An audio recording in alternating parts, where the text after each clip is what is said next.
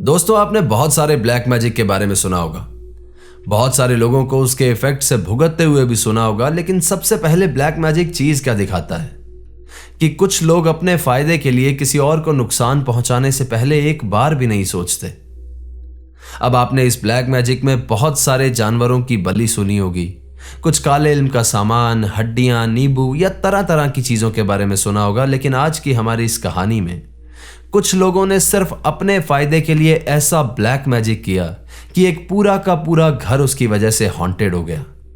वहां पर रहने वाले लोगों की जिंदगी जहन्नुम बन गई और कुछ लोग तो आज भी वहां पर रहने की सजा भुगत रहे हैं। ये कहानी हमारे साथ हमारी एक सब्सक्राइबर फातिमा ने शेयर की है और ये उनके छोटे भाई अदनान के साथ एक आप बीता किस्सा है। क्या था उस घर के अंदर, किसकी बलि दी गई थी वहां पे, और फिर कैसे ये सच सामने निकल करके आया, हम जानेंगे आज की कहानी में। इस कहानी की शुरुआत होती है अदनान के साथ, जो कि रतलाम के डिस्ट्रिक्ट होम्योपैथिक मेडिकल कॉलेज के एक सेकंड ईयर का स्टूडेंट था।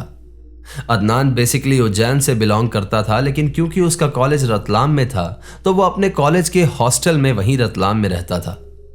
उसकी लाइफ एकदम नॉर्मल चल रही थी और वो एक काफी ज्यादा ब्राइट स्टूडेंट था। अब इसी बीच उसकी सेकेंड ईयर की क्लासेस खत्म हुई और उसके एग्जाम शुरू होने वाले थे। एग्जाम्स के सारे पेपर के बीच में लगभग 5 से 6 दिन का गैप था। तो अदनान को लगा कि मैं यहीं उज्जैन में रह करके एग्जाम दे लेता हूं और यहीं से अप डाउन कर लूंगा, क्योंकि कॉलेज के हॉस्टल बंद हो चुके थे और अकेले रहना उसे सेफ नहीं लग रहा था। अब उसके बहुत सारे दोस्त भी थे रतलाम में, जिन्होंने कहा कि आकर के हमारे पीजी में रह ले, लेकिन वो जानता था कि उन दोस्तों के साथ उसकी पढ़ाई नहीं हो पाएगी और वो अच्छे से एग्जाम नहीं दे पाएगा। अदनान की एक मौसी थी जो कि रतलाम में ही रहती थी। उन्होंने भी इससे कहा कि तू हमारे घर पे आकर के रह ले और यहीं से एग्जाम दे ले, लेकिन अदनान को ये वाला प्लान भी ठीक नहीं लगा। तभी उसके भोपाल ब्रांच के कुछ स्कूल के दोस्त थे, वो भी रतलाम एग्जाम देने के लिए आने वाले थे, क्योंकि उनका सेंटर वही मेडिकल कॉलेज आया था। अदनान हमेशा इनसे फोन पे कनेक्टेड रहता था, तो इसे पता लगा कि वो सब लोग आने वाले हैं। वैसे भी ये लोग हमेशा से एक गेट टुगेदर प्लान करते रहते थे, मिलने का प्लान करते रहते थे, लेकिन क्योंकि इनका कॉलेज होता था और पढ़ाई होती थी, इसके चलते ये कभी प्लान हो नहीं पा रहा था। इस बार मौका अच्छा था, क्योंकि इनके एग्जाम्स भी थे तो कोई इन्हें मना भी नहीं कर सकता था। तो इन लोगों ने डिसाइड किया कि हम लोग रतलाम में ही 1 महीने के लिए एक घर रेंट पे ले लेते हैं। इससे हम लोगों को बहुत ज्यादा ट्रैवल भी नहीं करना पड़ेगा और हमारा एक गेट टुगेदर भी हो जाएगा। अब अगले दिन अदनान रतलाम पहुंचा और फिर उधर से इसके दोस्त भी आ गए और इन लोगों ने घर ढूंढने की शुरुआत की। लेकिन क्योंकि ये लोग स्टूडेंट्स थे और इनका बजट बहुत ज्यादा नहीं था, तो इन्हें अच्छा घर मिलने में प्रॉब्लम हो रही थी। कुछ ही देर बाद घर ढूंढते ढूंढते ये लोग रतलाम के नाहरपुरा एरिया में पहुंचे। वहां पर भी इन लोगों ने थोड़े बहुत घर देखे, लेकिन फिर वहां पर भी कोई बात नहीं बनी। अब इन लोगों को लग रहा था कि फाइनली इन्हें किसी पीजी में ही रुकना पड़ेगा या फिर अपने घर वापस लौटना पड़ेगा। लेकिन इतनी देर में ही एक 30-32 साल की औरत दूर से चलती हुई इनके पास आई। वो औरत काफी देर से इन लोगों को दूर खड़ी ऑब्जर्व कर रही थी कि ये लोग फ्लैट रेंट पे लेने के लिए इंक्वायरी कर रहे हैं। उस लेडी ने इनके पास आकर के इनसे बात की और इनसे कहा कि मैं तो यूं ही यहां से गुजर रही थी तो देखा कि तुम लोग फ्लैट ढूंढ रहे हो। अब तुम लोग लग भी इनोसेंट रहे हो, तो मैंने सोचा कि तुम्हारी थोड़ी हेल्प कर दूं। उन्होंने बोला कि मेरा पूरा घर खाली है और उसका रेंट भी बहुत कम है। अगर तुम लोग ज्यादा शोर मस्ती नहीं करो और पढ़ाई ही सिर्फ रीजन है, तो तुम मेरा घर रेंट पे ले सकते हो। जब उसका रेंट इन लोगों ने सुना तो वो फ्लैट इन लोगों को सबसे सस्ता और बेस्ट ऑप्शन लगा। बिना सोचे अदनान और उसके दोस्तों ने हां कर दी और फिर फाइनली वहां पर शिफ्ट हो गए। ये घर प्रॉपर फर्निश था। इसमें किचन का सारा सामान था और जरूरत की लगभग हर एक चीज थी, लेकिन इकलौती चीज की इसका रेंट बहुत कम था, जो किसी भी समझदार आदमी को खटकती। लेकिन क्योंकि ये लोग बच्चे थे और इनको फ्लैट मिल नहीं रहा था, तो इस चीज पर इनका किसी का भी ध्यान नहीं गया।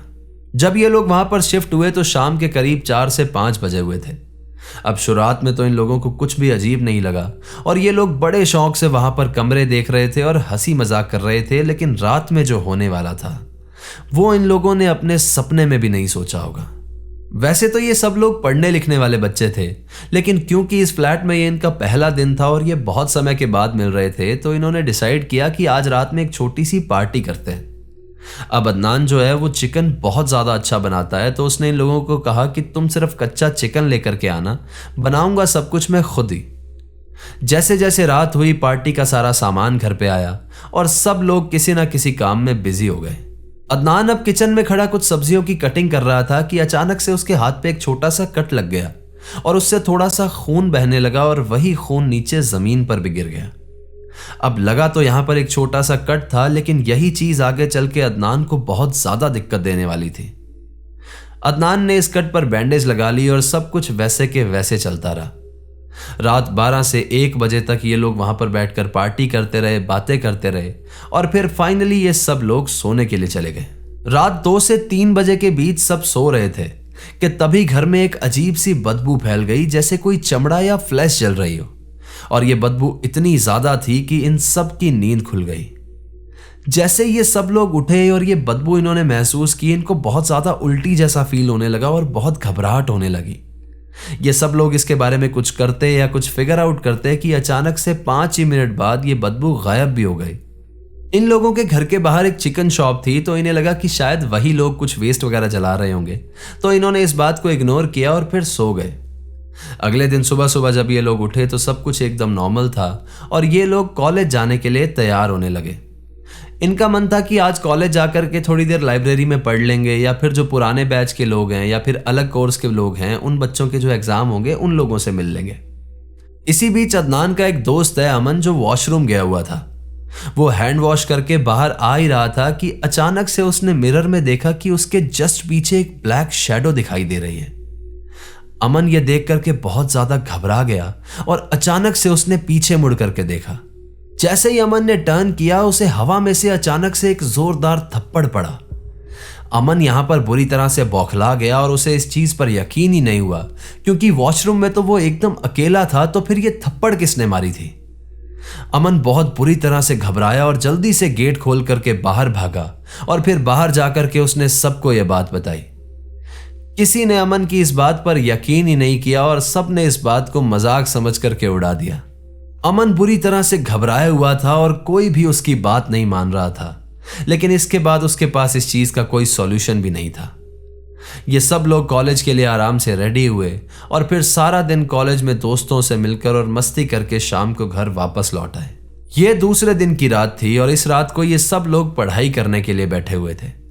पढ़ाई करते करते अचानक से अदनान को ऐसा लगा कि उसे बहुत ज्यादा घबराहट हो रही है। उसकी पूरी बॉडी यहां पर ठंडी पड़ गई, उसकी आंखें बहुत ज्यादा लाल होने लगी और फिर अचानक से उसका सर बहुत भारी हो गया। उसे ऐसा लग रहा था कि नींद उसके ऊपर जबरदस्ती हावी हो रही हो। अदनान वहां से घबराहट के मारे उठा और फिर बाहर जाकर के उसने पानी पिया और फिर वो सोने के लिए चला गया। अब अदनान यहां पर सोया ही था कि थोड़ी देर बाद उसे ऐसा महसूस हुआ कि कोई उसके ऊपर चढ़ने की कोशिश कर रहा है, जैसे वो उसकी पूरी बॉडी का कंट्रोल लेना चाहता हो। अदनान की चेस्ट यहां पर बहुत ज्यादा भारी हो गई और पसीने से उसकी पूरी बॉडी गीली हो गई। अदनान डर के मारे उठ गया और उसने जल्दी से अपने कजन को फोन करके बुलाया कि मुझे डॉक्टर के पास ले चलो। उसका भाई जब आया और उसे वो लेकर के जा रहा था, तो इस घर से बाहर निकलने के थोड़ी देर बाद ही अदनान को ठीक फील होने लगा और फिर डॉक्टर के पास जाने की जरूरत ही नहीं पड़ी। अब उस रात को भी इन लोगों को पड़ते समय वो जलने वाली स्मेल आई और आज इसी के साथ साथ इन लोगों को बाहर से एक औरत और आदमी के रोने की हल्की हल्की आवाज भी सुनाई दे रही थी। ये लोग अपनी पढ़ाई करने में बिजी थे और अपने आप में मस्त थे, तो इन लोगों ने इतना ज्यादा ध्यान ही नहीं दिया कि बाहर जाकर के देखें कि क्या है या कौन है। 2 रातें किसी तरह से इन लोगों ने इस घर में बिता ली थी, लेकिन अब आने वाली थी तीसरी और इनकी जिंदगी की सबसे खौफनाक रात। अगले दिन सुबह ये लोग फिर से उसी तरह से रेडी हुए और कॉलेज चले गए। वहां पर इन लोगों ने लाइब्रेरी में थोड़ी देर पढ़ाई की और फिर दोपहर में वापस लौट आए। जैसे ही रात हुई इन लोगों ने खाना खाया और फिर खाना वगैरह खा करके ये लोग पढ़ने के लिए बैठ गए। करीब रात के 12 बजे के आसपास इनके हॉल की लाइट अचानक से ब्लिंक करने लगी। जैसे इन लोगों का ध्यान वहां पर गया तो फिर वो जलने वाली स्मेल अचानक से फिर से आने लगी और इस बार वो इतनी ज्यादा स्ट्रांग थी कि वहां पर सांस लेना भी मुश्किल हो गया था। यहां पर अदनान की बॉडी फिर से बहुत ज्यादा हैवी होने लगी। उसकी आंखें लाल हो गई और पसीना उसके पैर तक बहने लगा। इसके सारे दोस्त अदनान की यह हालत को देख करके बहुत ज्यादा घबरा गए और वो सब लोग इसे हॉस्पिटल ले जाने के लिए खड़े हुए। जैसे ही ये लोग बाहर निकलने लगे और इन लोगों ने गेट खोलने की कोशिश की तो अचानक से गेट बाहर से लॉक हो गया और फिर इसी के बाद इनके घर में एक आदमी और एक औरत के जोर जोर से रोने की आवाज गूंजने लगी। चीजें अपने आप गिरने और टूटने लगी और वहां पर फिर कुछ ऐसा हुआ जो विश्वास करने लायक ही नहीं है। उनके फ्लोर पे कहीं से खून टपकने लगा और फिर थोड़ी देर बाद वहां पर सिर्फ खून ही खून दिखाई दे रहा था। डर के मारे इन लोगों ने जब अपना फोन उठाया और किसी को फोन मिलाने की कोशिश की तो देखा कि इनके फोन के नेटवर्क ही गायब हो गए। अदनान की कंडीशन यहां पर खराब होती जा रही थी कि तभी अचानक से उनके अब्बू का किसी तरह से कॉल कनेक्ट हो गया और उसके एक दोस्त ने उन्हें सारी कंडीशन बता दी। अब अदनान के जो फादर हैं वो एक काफी ज्यादा रिलीजियस आदमी हैं। उन्हें जैसे ही पता लगा कि यहां पर फ्लैट में क्या हो रहा है तो उन्होंने तुरंत अदनान के लिए वहां पर कुरान पढ़नी शुरू कर दी। रात के 12 बजे अदनान की मम्मी ने उसकी रतलाम वाली मौसी को कॉल किया और सारी बात बताई। उसकी मासी का बेटा वहां पर तुरंत जमजम का पानी लेकर के पहुंचा। अब जमजम का पानी जिन्हें नहीं पता उन्हें बता दूं कि जमजम का पानी मक्का के कुएं से निकलता है और काफी ज्यादा चमत्कारिक माना जाता है। इनफैक्ट इसे इस दुनिया का सबसे ज्यादा पवित्र पानी माना जाता है। जैसे ही उस कजन ने वहां पर जमजम का पानी डाला तो वो गेट अचानक से खुल गया। सब लड़के तुरंत उस घर से भाग करके बाहर आए और बाहर आकर के उन्होंने जब अंदर देखा तो वो फ्लोर एकदम क्लीन था। सब लोगों की आंखें वहां पर फटी की फटी रह गई और किसी को अपनी आंखों पर यकीन नहीं हुआ क्योंकि थोड़ी देर पहले वो फ्लोर खून से भरा हुआ था। इतने लोगों का शोर सुनकर वहां पर पड़ोस से कुछ लोग बाहर आ गए और फिर वहां से एक अंकल ने उस फ्लैट की सारी हकीकत बताई।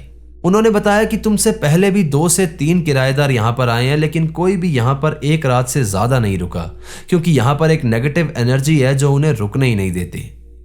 उन्होंने कहा यह तुम्हारी अच्छी किस्मत है कि तुम लोग यहां पर 2 रात रुक लिए और फिर भी तुम एकदम सेफ हो।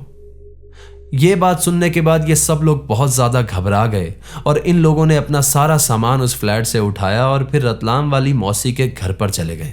अगले दिन इन लोगों ने किसी तरह से एग्जाम दिया और फिर ये लोग इतने ज्यादा डरे हुए थे कि सब अपने अपने घर पर चले गए। हाउस ओनर खुशबू को जब कॉल किया गया तो पता लगा कि अभी तक वो फोन स्विच ऑफ करके कहीं गायब हो चुकी है। अदनान जब घर पे आया था तो उसकी मम्मी उसे दरगाह ले गई थी जहां पर उन्होंने उसका झाड़ फूक करवाया और उसे एक ताबीज भी पहनाया गया।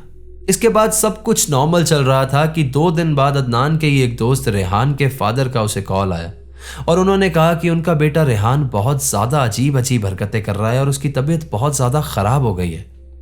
उन्होंने कहा कि वो सारा दिन सोया रहता है और जब वो उठता है तो वो बहुत ज्यादा खाना खा लेता है। वो लोग उसे डॉक्टर के पास भी लेकर के गए लेकिन वहां पर सारी रिपोर्ट्स नॉर्मल आई और उससे उन्हें कोई भी फर्क नहीं लगा। यहां पर अदनान ने उसके फादर को वो सारा किस्सा बताया जो उस फ्लैट में हुआ था और इसके बाद फाइनली उसे एक आलिम के पास ले जाया गया।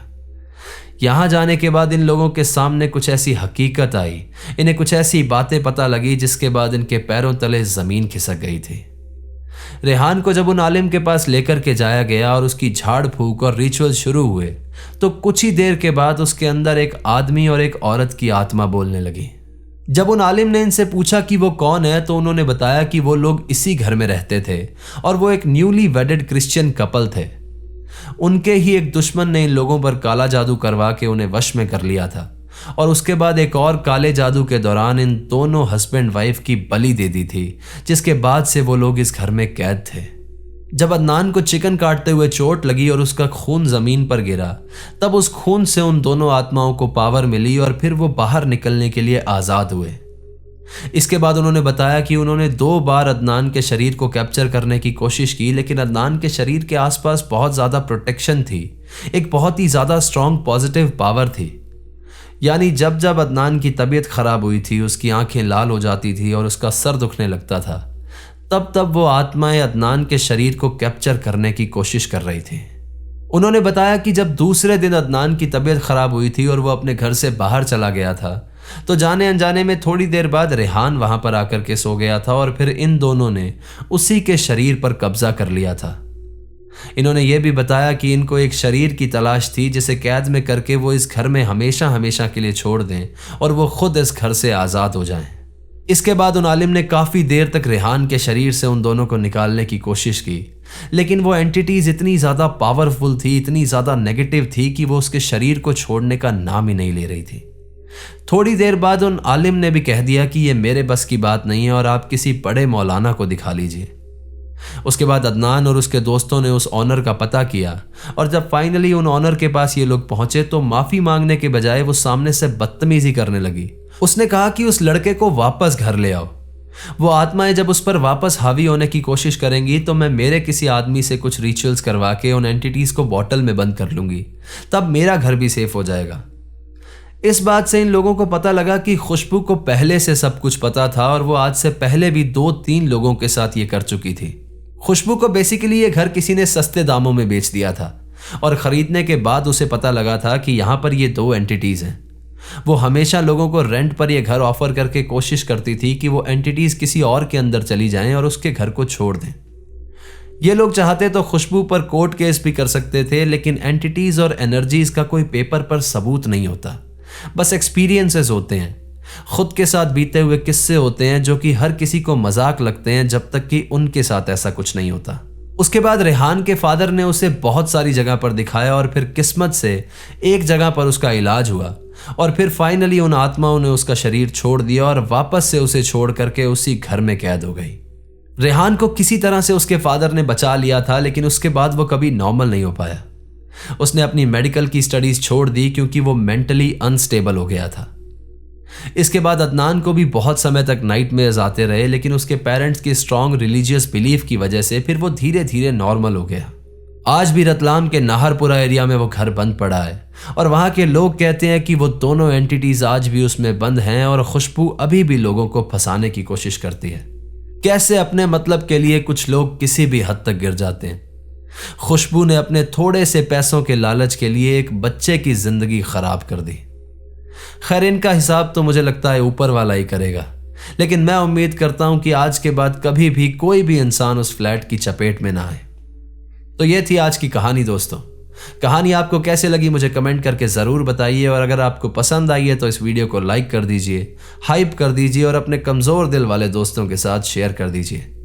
चैनल अभी तक सब्सक्राइब नहीं किया है तो सब्सक्राइब कर लो, वहां पर एक बेल आइकन होगा उसे प्रेस कर देना ताकि आगे आने वाले समय में मैं जो रियल लाइफ इंसिडेंट्स पर कहानियां लेकर के आऊँगा वो सबसे पहले आप तक पहुँचती रहें।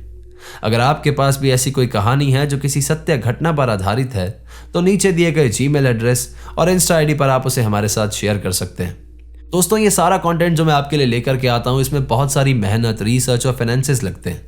तो आप अगर हमारे चैनल को सपोर्ट करना चाहते हैं तो नीचे डिस्क्रिप्शन में मैं यूपीआई आईडी डाल रहा हूँ, वहां जाकर के आप हमें सपोर्ट कर सकते हैं। और नहीं भी करना चाहते हैं तो आप इसी तरह से वीडियो देखते रहिए, ये मेरे लिए सबसे बड़ा सपोर्ट है।